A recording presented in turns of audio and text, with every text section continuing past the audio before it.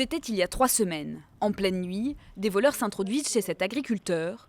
Ils dérobent pour 6 000 € de matériel, dont 400 litres de carburant. Ils avaient préparé, eux, des bidons. Donc, ils avaient, eux, une citerne ou des bidons équivalents à 400 litres. Ils ont siphonné une partie de la cuve pour partir. Donc, c'est-à-dire que c'est des choses qui sont anticipées. Thibaut Cozon est exploitant de fruits et légumes en Seine-et-Marne. En moins d'1 an, c'est la 6e fois qu'il se fait cambrioler. On se sent dépassé et puis tout le monde en a un peu ras-le-bol. Le climat s'échauffe un petit peu et voilà, si un jour il y a une rencontre, l'accident est pas loin, quoi. Et il n'est pas le seul à être excédé. Depuis 3 ou 4 ans, les agriculteurs français sont victimes de vols à répétition. L'année dernière, l'Observatoire de la délinquance en a recensé plus de 10 000. François Saussier connaît le même problème. Avec la gendarmerie, il essaie de voir comment protéger son exploitation.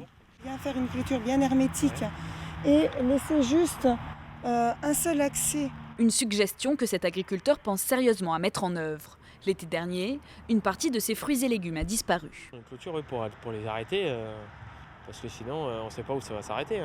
Aujourd'hui ils prennent ça, peut-être que comme ailleurs, ils prendront la moitié du champ l'année prochaine. L'installation d'une clôture lui coûterait entre 5 et 10 000 €, un investissement conséquent. La grande majorité des agriculteurs se sentent abandonnés par le gouvernement et par les forces de l'ordre, car les auteurs des vols sont très rarement arrêtés.